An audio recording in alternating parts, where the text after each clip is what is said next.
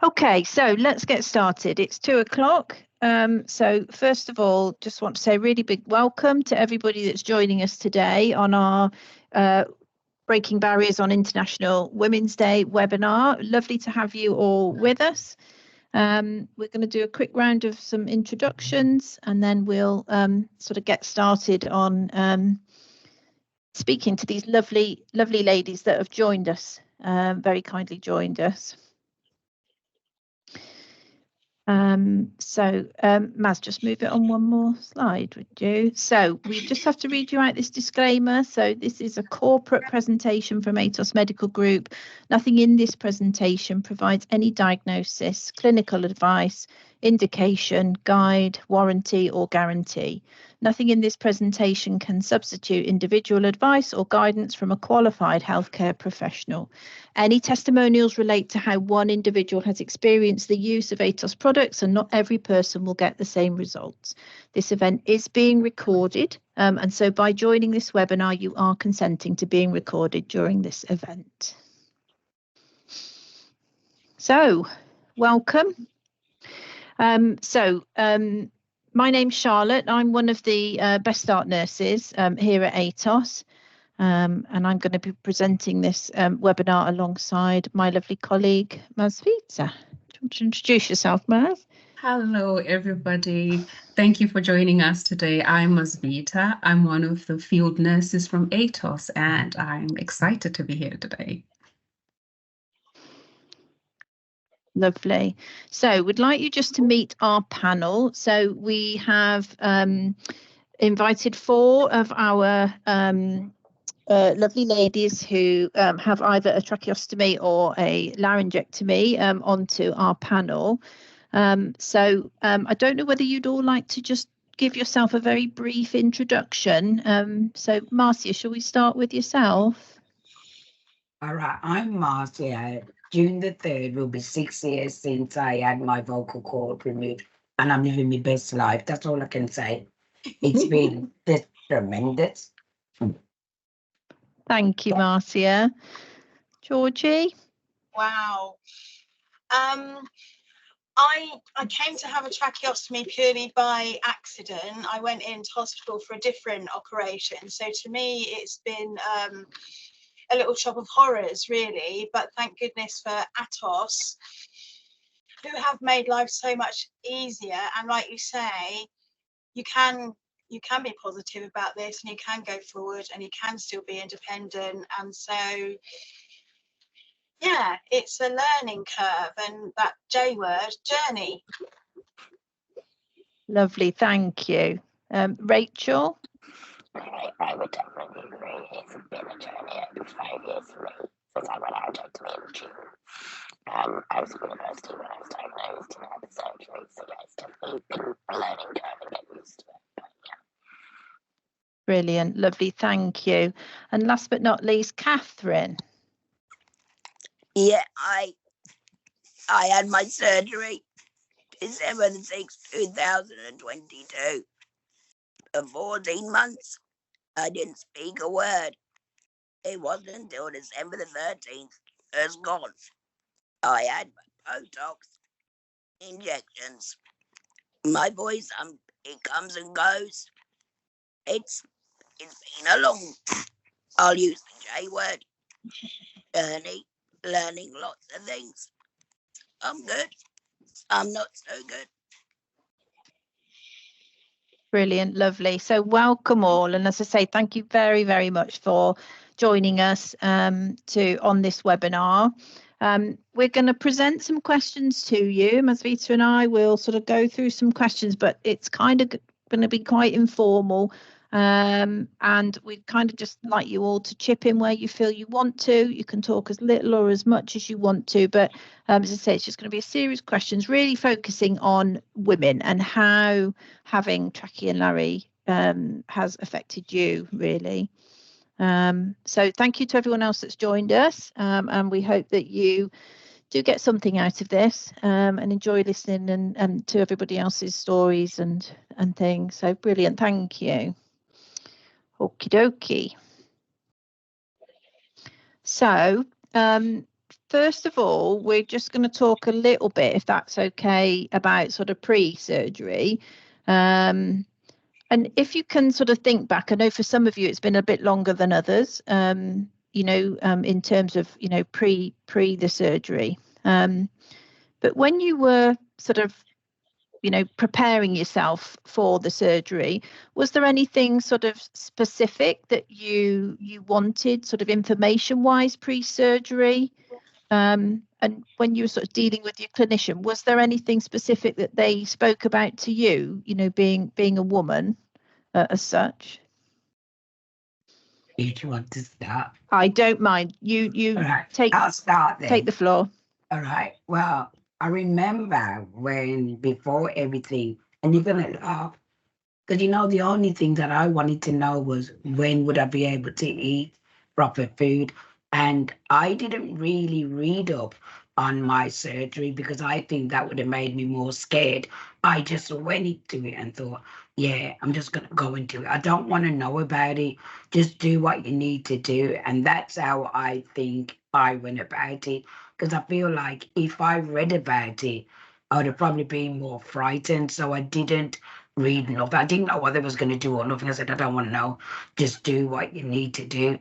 And then I think the only question I asked, as I said, was when will I eat solids? I was only interested in food. Mr. Jennings said to me, Marcy, you're the first patient that I've ever had just asked about food. I said, well, I really need to know that because I haven't got weight to lose. So I need to know, like, when will I eat solid? So that was me, but I wasn't scared or anything. I just didn't want to know what was going to happen. I just wanted it to just be over and done with. It was like a thing where, you're going to have it whipped out, and I just wanted it out. I didn't care how you was going to do it, just get it out of me. And that was how I went about it. Brilliant, thank you. I'm quite similar. I deal with things when I see them face on. I don't prepare myself. If it's in front of me, I'll deal with it there and then. And I'm very similar with the food. I love my food, anything.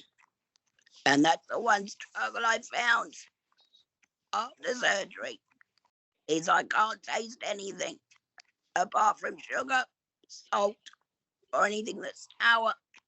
I can't distinguish what I'm eating if my eyes were shut. And I love my food. So that was a big struggle. And nothing can prepare you for that. Yeah.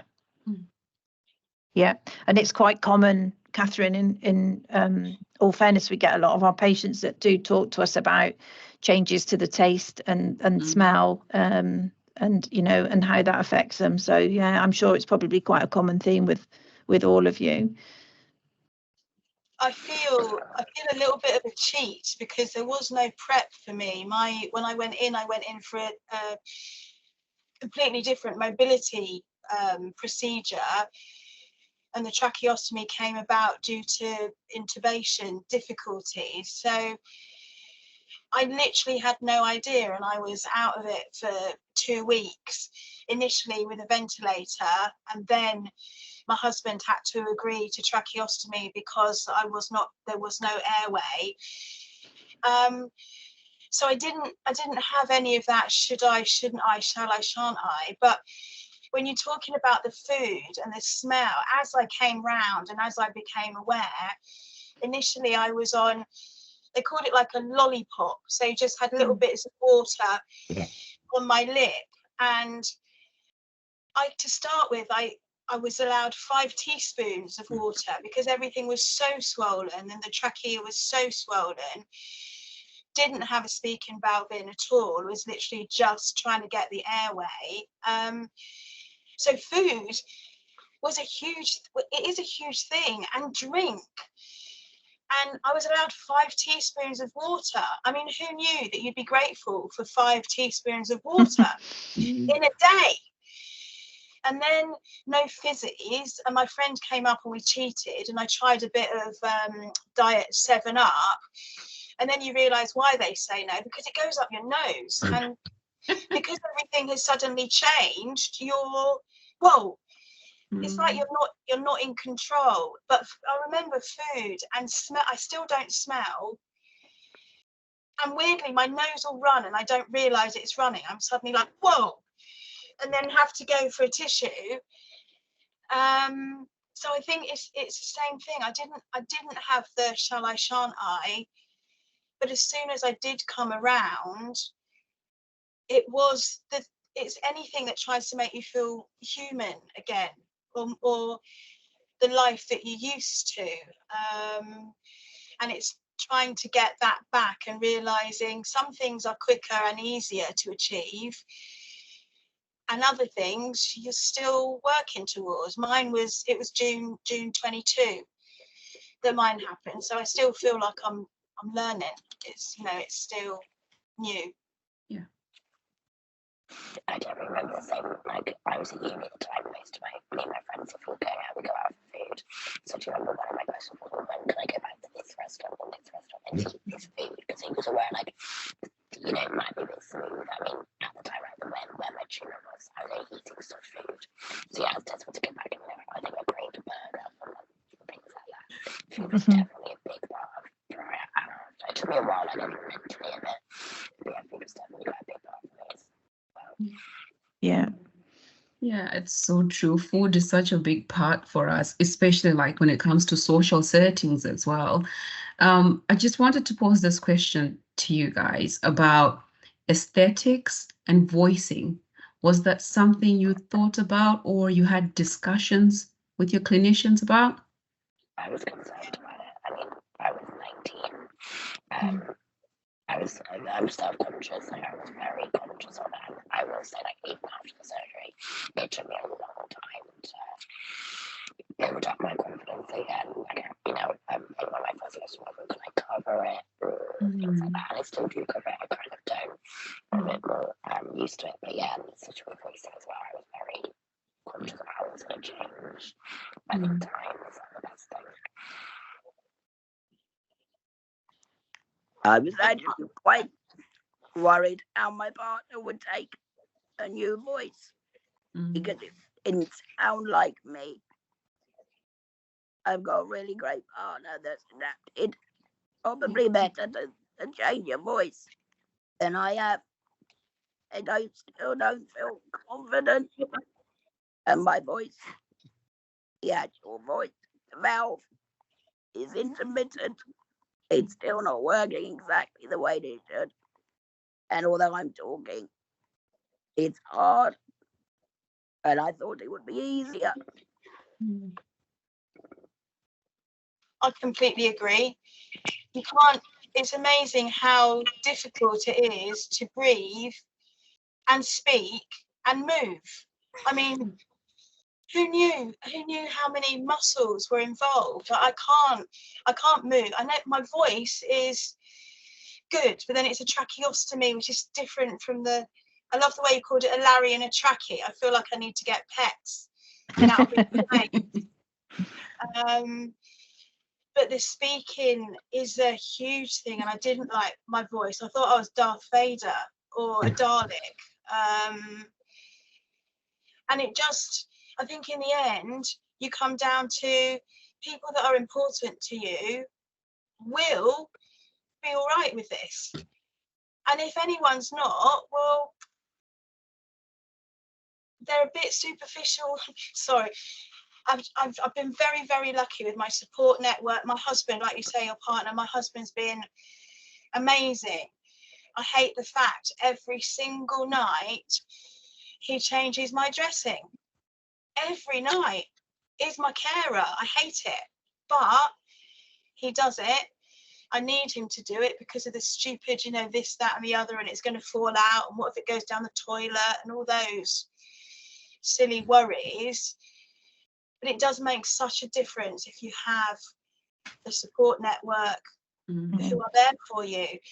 I really believe there were times where I was saying, I don't want this life. I don't want this voice. It's a lot better now, but I don't want this. This is not me. This is not life. And it's taken a long time to accept. You know, I had a scarf here. I wasn't going to show the trachea. And then I thought, well, why not? Actually, it is part of me. Whether I like it or not, there it is, and my cup is half full. So there are bad days where you don't want to get out of bed and you don't want to see anyone and you don't want to talk to anyone and it's all too much. But there are other days where it's all right. And like you say, living your best life, Marsha, and you've got to just go forward. This is where we are. I must admit, I just want to quickly jump in. Yeah. I'm listening to your voice, and it's amazing. Yeah. You wouldn't even tell. Thank you. Well, what I was going to say, I think, because I'm a party girl, I used to have local dresses, and that was my first thing. Oh my God, how's my neck going to look? Yeah. It wasn't the fact that I knew I was going to always have it, so I had to work with it. So I have Nice. different color bibs to go with different color outfits. I used to wear scarves, but they seem to be a bit too gloomy yet. So my aunt made me all different color bibs to go with all my outfits. And it's amazing. People don't even realize that I actually have a trachea. You know, when I'm talking, they go, oh, I love your voice. It's deep. And I'm thinking, and I'll go, and they go, wow. I know, I've had that. I'm actually proud of mine. I mean, I hear what you're saying, but like, Georgia, when I thought I'd be like that, but to me, it's part of us. And how I looked at it, I was glad to be alive. So if it meant having a hole in my neck for the rest of my life, that would be what it would be. And I think I embrace my neck, because if I've got around 50 bibs where I've got as much scarves, and it's just like, it's part of me now. Because you know what the thing is, when you're going out, and I have to make sure I've got a trachea and a HME and you know everything. And I've got my little, I show you, I've got my little bag.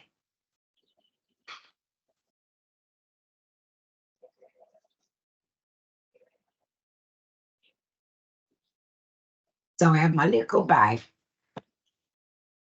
and I bring everything out with me. And I'll tell you something, you know, you get perks on the planes when you've got a trachea. They are so helpful with you. You get so much, like they go, are you all right? You get to sit up front because you're classed as disabled. But then people go, you're disabled. I says, it's not about how you look. Yeah. It's what you've got. And I try to be really positive with people and say, like they'll go, oh, can I ask you a question? And they feel like I won't. I said, anything you want to ask me, because my grandson now, what he does, he presses his neck and talks to me and go, oh, Nan, and then my little grandnephew, they'll be round here and they'll go, oh, Auntie Marcia, and I'm thinking, and they like to press it. So it's part of us. I don't shield it away from them. I actually walk around without the bib, but because of COVID, I like to keep the bib on because you don't know what's in the air. But I would walk around with it, how Georgia does as well, because I'm proud of my neck. Yeah. I think that's really brave. It is really brave. And I'm getting there. And most of the time I am.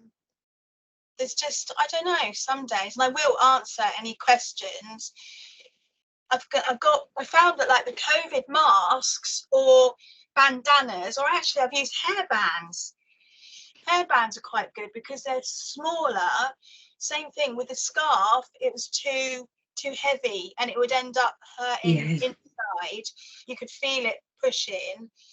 I think you just kind of feel your way around and you find what works for you. You know what was good as well, Georgia? If you wrote down how you was feeling, because I actually wrote a book about my journey. And I mean, I go out, I even went on a plane and there was a young gentleman on the plane and he didn't have anything covering his. And I was going, you need to have a bib. He's going, oh, I can't be doing with that. And he was just like open without a cover. So he was using his thing. I thought, my God. And his wife was going, it gives me nothing but trouble. So I gave him one of my bibs. He says, only for you. Because I can tell him that. Because he wasn't listening to his wife because he was going, she doesn't understand. And I was going, she does understand because you can get an infection because he was going to Gambia and, you know, there's a lot of dust. I said, you need to have it covered up. And he was like, oh, my. I said, did you hear what I said? And he goes, only because you're like me. And I thought, his wife said, thank you, Marcia. And that's it. Like, he told me, what, you're not going to listen to somebody who hasn't had it done. I would rather take advice from someone who's been in my shoes more than someone saying, oh, yeah, Marcia, no. You don't know what anybody goes through. Everybody has a different journey, you know, and that's how I look at it. I can never judge because everyone has a different journey to this. Yeah, absolutely. Yeah. So I like that point that you've just said, Marcia, about everyone's journey being different. Yeah. So have any of you found that you faced some type of stigma from having your laryngectomy or your tracheostomy? I haven't. No. Maybe my practice, I mean, at a restaurant, I once someone threw out a sore throat and gave me like lemon water. I would be good, like, if I pick up the phone at work, because I always, and it's always from a concern, because if you sponge your sore throat or anything, so like, if you're interested, it's always from, you know, it's from a caring place. I've never had anything, you know, negative. Yeah. It almost seems as if people are becoming more and more aware, and it's things like these webinars that people get that information. And I suppose from like conversations that you've had with your own families, you know, like with your grandkids, with your husband, with your partner, just that conversation of what your surgery is like, what life is like for you, those conversations, they give information to people, I suppose. Yeah. I was initially worried going out, although you can't actually see the whole, obviously the way that I talk, it may look would frighten people. I mean, younger, like children, and say, oh, mum, there's a crazy woman. But surprisingly, the general public have been really endearing and absolutely wonderful to me and my needs. Yeah. If I'm struggling or it's right there to walk around, and I found that very, very endearing. If I thought it was going to go the other way. Yeah. The only thing that I do, personally, I have problems with is I burp a lot. I can't help it. It's just, obviously, if I'm out in public and I burp, the looks I get from people, they say, you're disgusting. Sometimes I want to be labeled on me saying I can't help it. Yeah. But once they actually see the larynx, they're absolutely fine. Yeah, I was really worried that it sounds stupid, but to say the word accepted by others.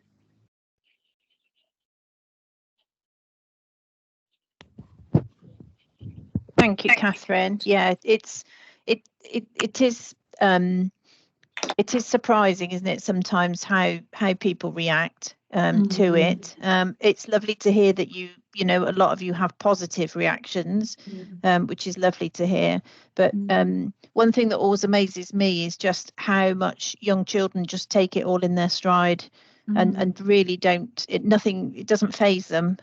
We have a lot of our patients that talk about their grandchildren and how, you know, this is just normal to them. This is just how Grampy or Nanny talks. And yeah, really amazing. I do find when you're out in the shops, the younger children, like the under 10s, they'll actually ask you, even when I've been on holiday, and I'll explain to them that I had throat cancer, and I actually show them. And then they go, oh, so it's amazing how the younger children do take it on board. As you said, our grandchildren and everything take it on board. And like, it's like an amazing, because you know, they're glued to you when you're talking because they're thinking you're pressing your neck. How does that work? Yeah. Because it's like, as I said, the grandkids are used to it now because I've had mine like coming up to 6 years. But in the earlier days, it was like, Nanny. And then it was like a game to them because they would press it and I would talk. I'd give them turns. They love to press it. You know, they'd be on your lap and they go, talk now, Nanny. Yeah, so it was like just getting them to know what it's all about. And now they're all the family members, most people who know me are used to it as well. Yeah. Yeah.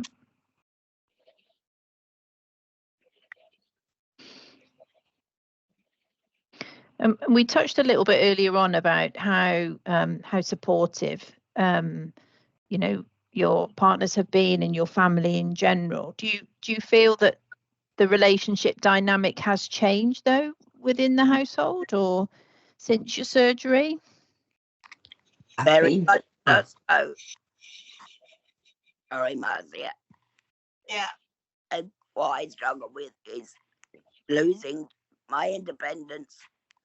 When I say my independence, it's I couldn't even pick up the phone and order a pizza. And that was so frustrating. I couldn't ring the doctors for my medications. I'm a diabetic type 2 as well. And just not being able to pick up the phone and speak to a doctor. Yeah. Everything I had to do through my partner. There was no privacy, no independence. I felt like I couldn't do anything on my own.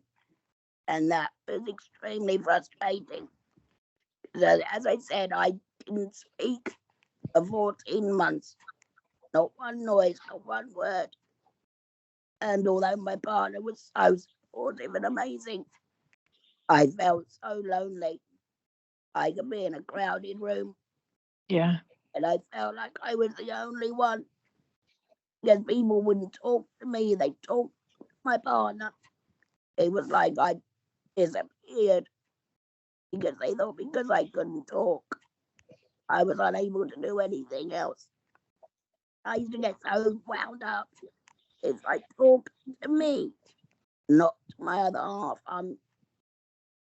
I don't know if anyone else had that, but I think with me in the early days, I couldn't speak.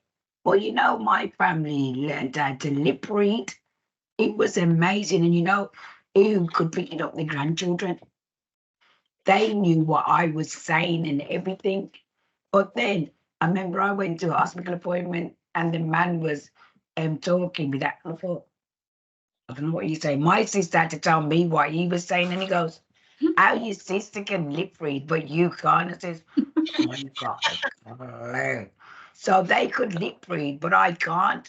I could never lip read, and they picked it up just like that. I just couldn't pick it up. And that's the only thing. They was very good with the lip reading because they always knew what I wanted. They just knew what I was saying. But I do think my kids says, since I've had it removed, I'm worse. They said they thought that I would mellow as I got older. They said, you're worse, Mum. Even they think I'm more louder now than before. Can't imagine, Marcia. Bless you. I agree. It was to start with, like I've come a long way in like nearly 2 years, and I haven't had this voice for long. It still feels different to my voice as was, but initially there was no voice. I couldn't say stomach the speaking valve. I couldn't cope with it at all. So there was no sound, and it was a lot of me really showing what I wanted to say with no sound. And that is really frustrating when you just want water or a tissue and you can't say that. Or when you do start going out in the world and to start with, it now I manage it better in terms of the coughing and the breathing, and when I need to produce these little phlegm bombs. That's the other thing, is I don't blow my nose anymore. I produce these little phlegm bombs from here, which if anyone needs, you don't need polyfiller anymore. You can just use your own, you know.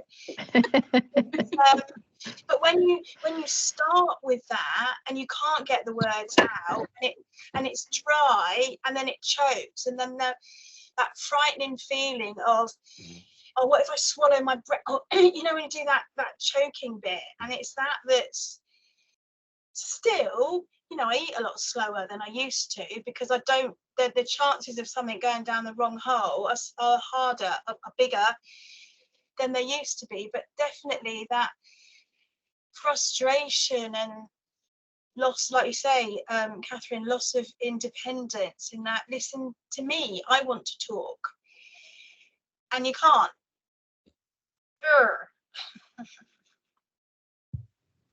Yeah, I didn't speak for almost a year. Since I was only 13, I just made my stomach sore next to my legs. I went from living away from home and uni to my mum basically being my voice for almost a year. I got appointments, and I did a lot of like lip reading, but it was amazing how much sound and a lot of pronunciation. I could still speak to my family like it now, if I'm a bit lazy and can't be bothered. But yeah, I lost my independence for about a year. And basically, my mum, all my friends had ever really heard all of you through me or anything like that. Whereas now, you know, I can go out on my own and it's not an issue at all. But yeah, for a while, it was definitely an adjustment. Yeah. Yeah, and it's amazing how your confidence is shattered, isn't it, in those early months as well. And it takes it does take a lot of effort, doesn't it, to get out there and you know, put yourself out there on your own without a support beside you or somebody to voice for you. Yeah, definitely. It's like the safety thing. You feel like, oh, if my mouth goes, I can't suddenly speak, and then Yeah. worry about that at times. But yeah, now I'm no issues.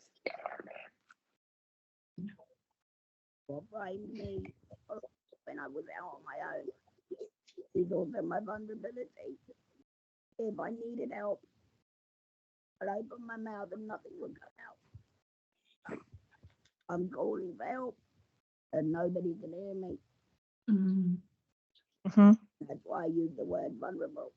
Yeah. Because I stopped going out on my own purely for the fact that it frightened me. I did go out with my other half in the shop, and he wandered off, and I couldn't find him.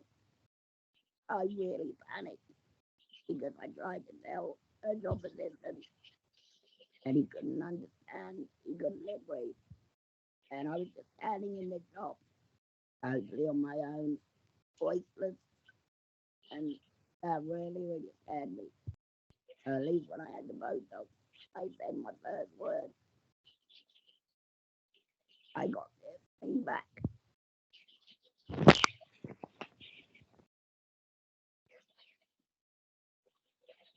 Yeah, I just want to go on what Catherine was saying about being in a crowded room and just feeling like you're alone. It almost seems as if a kind of isolation comes with not having your voice.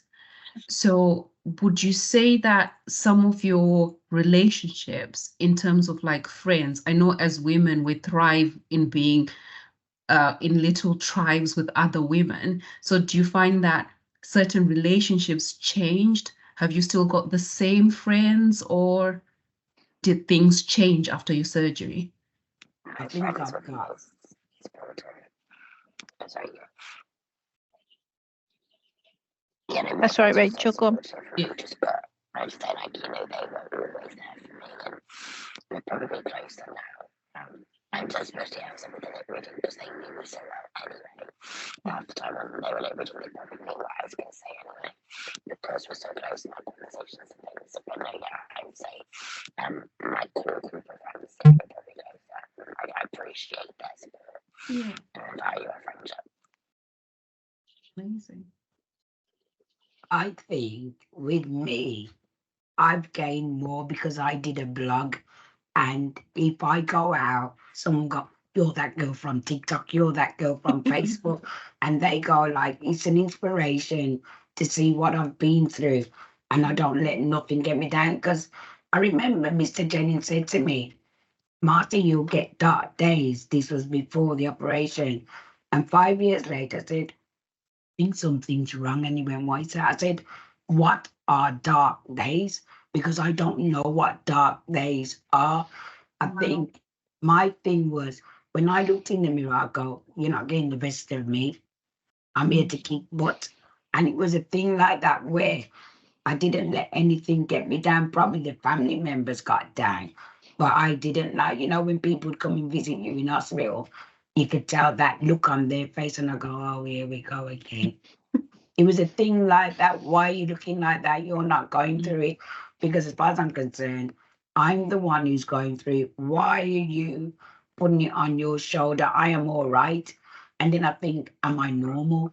Because I hear your stories and I think, why don't I feel the same way everybody else does? It's like, it sounds funny, but it's like I've had a new lease of life. Like, it's a positive, like, I feel like when people come to me and go, you know what, Marcia, you're an inspiration. I'm going, what are you talking about? And then they'll go, just watching how you are, you don't let nothing get you down. I mean, it was my birthday month and I was partying every single weekend. And people would come up to me and say, can I have a picture? And I'm going, okay. And it's like, I have all walks in life just going, I've read your book. And I'm thinking, oh, thank you. And like people will inbox me and go, can you give me advice on my daughter who's found out she's just that cancer? And I'm thinking, like, I don't want the praise. I'm just being myself. And I'm just, as I said, I'm just living the moment and everything and enjoying it. Because I think like I could not have been here, but I am here 6 years on, and I intend to be out there enjoying and going and going and going until I'm ready to retire or until I'm in a box.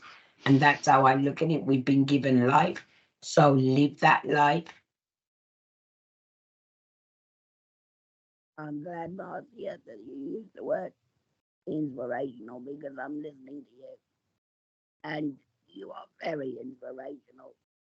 I've said everyone's journeys are different. I've had complications. But listening to you, I'm only 2 years in. It's great to hear that you're just living life and it's giving you a new lease of life. Yeah. Because when you have something that's clearly visible, as you can hear, that changes your life, sometimes you don't feel like you've been given a gift. But hearing you, and you're absolutely overjoyed. It's really great to hear. And yes, you're an inspiration. And thank you. Well, you're all an inspiration to all of us, I have to say. Sometimes, when without the Larry and the trachea, sometimes we take what we have for granted, don't we? And it's absolutely wonderful that you share your stories and that we listen to you all. And it's amazing. I think you're all amazing. You've all done incredibly well to get where you have. So, complications, warts and all. So absolutely. Do any of you work? I work from home. It's amazing. I went back to work. I couldn't wait to get back to work. They was getting all these new gadgets and I thought, I don't want none of them. So I went back to work 6 months after having my operation. And you're going to laugh because they said that I'd be in ICU for a week and then spend 3 weeks in hospital. And I went to Mr. Jennings, I'd like to tell you I've got a party in 2 weeks' time, so I need to be ready to go out to my party. And it was like, I felt like being in the house, I didn't want that. I wanted to be out there. Like I needed to be alive. I needed to feel that breeze because, you're in hospital for so long. I needed to get out there and I wanted to get back to can't say normal, like, because the only thing is I've got a hole in my neck, but it's just been under. I really don't know how to explain it, but I mean, imagine I needed to know how to change my valve because I was always on holiday and I was frightened if it fell out, I wouldn't know how to do it because I went to brunch and I was jumping on the table and my HME flew in this guy's drink and he went, "Would you like to back it to me?" "No." And he goes, "I can't believe you've been jumping," and he flew out. And it was like I went Egypt last year and was on a speedboat and it was going like that and he flew overboard and everybody was laughing and it wasn't like I was scared because I know how to do everything now. Because the first time I think I changed my valve was when I went to Egypt and normally my sister would be around to help me and I thought, be calm, and then I forgot to take a pair of scissors with me, so I had to go down to reception with it hanging out. Can I sit? And they went, "You're brilliant." And I thought, I've done it. And it's an achievement. Every step you take is an achievement to see where you're going to go with your trachea or your larynx. And that's it. Every step is a milestone. And once you make that step, you think, yeah, because that's me when I did it. I rang my mum, I rang my sister, I went, "Oh my God, I've changed it without you." And imagine I was how many miles away. And I thought, wow, I've done it. And it's like, I know when to change it. I know how to do everything. And that's a good thing. I wouldn't have gone on holiday without knowing how to do, because I'm thinking, well, if I can't, how am I going to express to somebody else? But they also gave me a little pad where you can write on it when you're going on holiday if something ever happens. And as you say, the ASOS team, they're fantastic. They're always on point for whatever I need. And I do check out like the new stuff that they have. They gave me an exercise one, HME. Thought that weren't good. I walked down the road and he got blocked. I thought, I don't want that one. So I like to try out the new stuff to see what, because every year they improve on stuff because they've got a new colour bib now and it goes with my jeans outfits. And I'm just thinking, I'm loving all these things. I'll try out anything maybe with the stuff. But you'll get there. You will get there. I feel like if you have a positive outlook and you think positive, because I always say, if I was down, would I have gone the other way where I'd be in depression mode? And it was like, I was just this positive person going, I'm going to do this. Don't tell me I can't do it. I can do it. And I knew what I wanted out of life. Even when I went back to it, I said, stop it. I can do it. You get people where they think, oh, you need this out. No, I can do it. Because I remember when I come out of the hospital, my sister had the bedroom ready. I thought, I'm going down to one stop. I need some shopping. And it was like everybody tries to think they know what's best for you, but I knew what was best for me. I didn't need no one telling me. I know I'm a good part of it, but I'm thinking I'm not an invalid. I am still the same master. It's just I've got a hole in my neck, and we just have to get used to how this works. And as I said, it's coming up to 6 years. And it's like part of me, like the nappy bag. Well, not you, Rachel. The rest of us, it's like a nappy bag, getting a nappy bag on your shoulder and saying, yeah, I'm going. Oh, yeah. Amazing. So this question is for all three of you. If you had one piece of advice to help empower another woman who's living with a laryngectomy or tracheostomy, what would you say to her? I would say, do the things that you think you can't do. Strive to do something that you want to do that makes you feel good. Not what anybody else wants you to do, but what you want to do. With me now, I've said I'm going places where, you just have a bucket list. and I'm doing them because I want to do them. We can do whatever we want to do.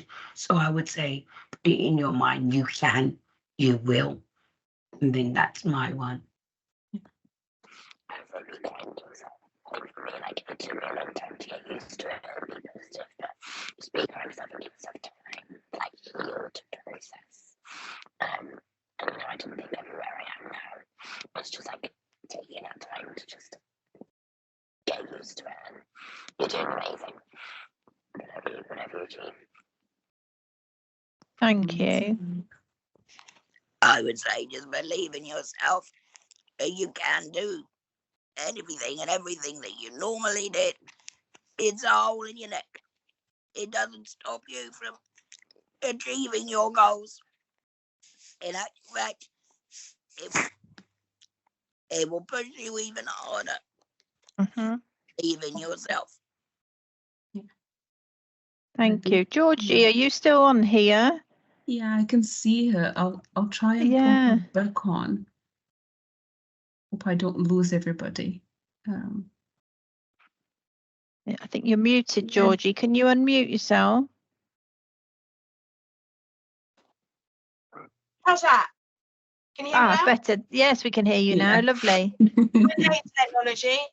That hasn't changed. I would say mine was try everything, be honest, take the support that's there, and just keep going. Like Dory in Finding Nemo, just keep swimming. Yeah. It's just keep doing it. Marcia, you've got a confidence that is inspirational. It really is. I can't teach anymore because of breathing, speaking, moving, but I'm making the best of it, and that's the only thing you can do. It's just you keep going forward. You are where you are. Keep going forward, even if it's a little step that you don't think's worth it. It moves you on. It does move you on. Maybe it's not the giant step you want, but it's small steps in the right direction. Brilliant. Yeah, thank you. Is there anything else that you would like to say, ladies? Is there anything else you'd like to add? My one is about the runny nose because I see Rachel and Catherine. That isn't, I'm surprised. No, I am surprised mine isn't running because all this morning it was running and I'm thinking, what's going on? And as I've come onto the door, it stopped. And you know what it is? You know, but have you noticed, you know, when you bend your head, it's like a tap, and I'm thinking, what's going on? And I'm thinking, is it only me? And people go, because what I'll do is stick 2 tissues up, just so it stopped yet. But I'm thinking, why is it running? And the funny thing is, you know, when you sneeze through your neck. I know. And people go, what are you doing? I said, it was a sneeze. Yeah. I don't sneeze. You feel it in your nose. That's the one you get used to. The sneezing through the neck. You shoot the tracheostomy. I've shot it under another patient's bed into my tomato soup. No. This morning, actually, I was on my hands and knees because I coughed. It went out and under the sofa, and I had to get a ruler to try and get the damn thing out. And on my birthday, my friend gave me a party popper, and I actually managed to blow the party popper from my neck. So if we have another webinar, that'll be my party trick. Yeah, that's a good idea going forward, Georgie. Yeah, we could get everybody on that does party tricks with their devices. Because you know what? When I've had birthdays, they've had candles, and I'm thinking, I can't blow them out. You just can't. It doesn't do nothing. And I forget, because you know, if you light a candle and you want to out it, and I'm like, it does nothing. So you know, you have to get like a wet rag, and I'm thinking, I must remember I can't blow out candles.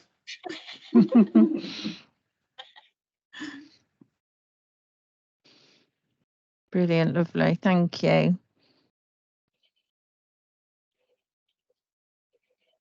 So we'll just highlight a couple of things really on our presentation. Maz, will you just move it on?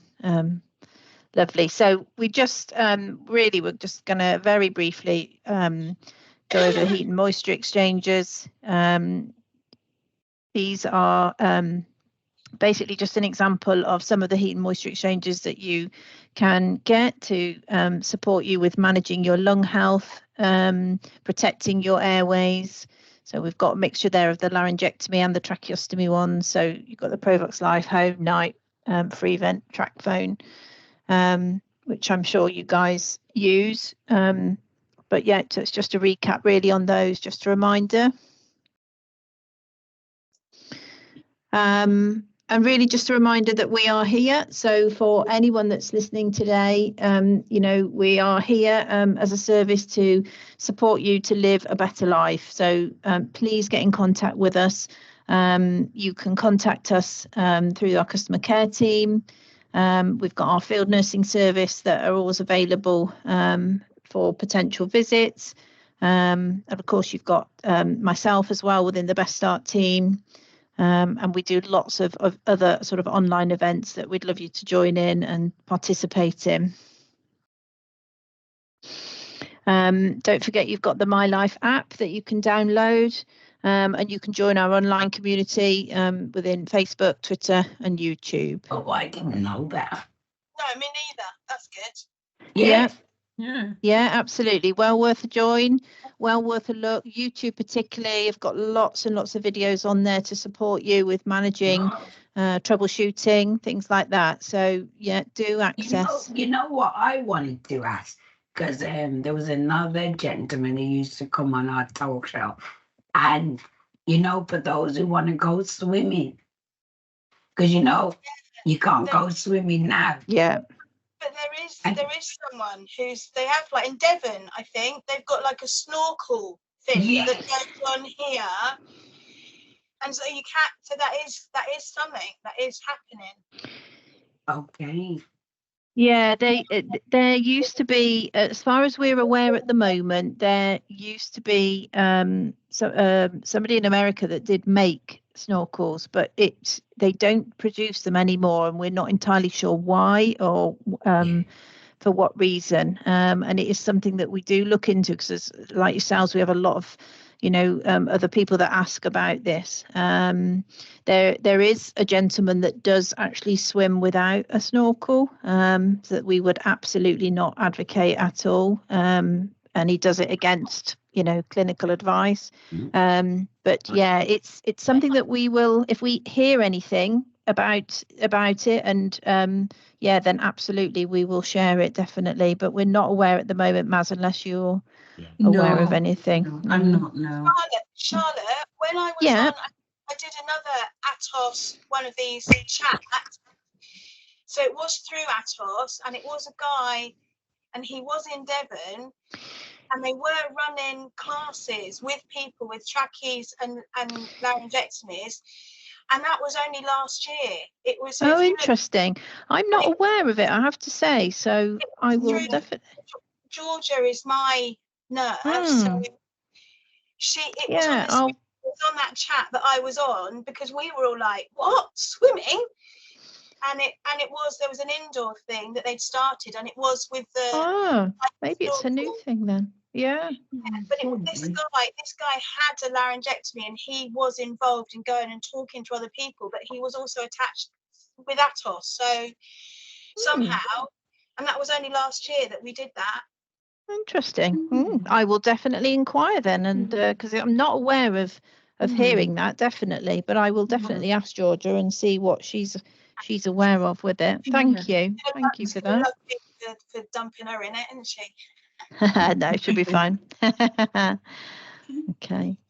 So just to remind you that there are lots of additional resources to help you, lots of support out there. And obviously, we put a few up there. There are lots of others around, but particularly if you're needing any support at any point, there are lots of services out there that can help you. So it's just a little reminder of some of those that are available. And thank you very much for listening. We loved having you. We've loved chatting with you. So thank you, ladies, for joining in. Thank you, everybody else you. that's listened. Thank you. Thank you, everybody. Take care. You Take too. care. All right, Yeah. bye. Bye-bye. Thanks, everybody. See ya. Bye. Thank you. Bye. Bye.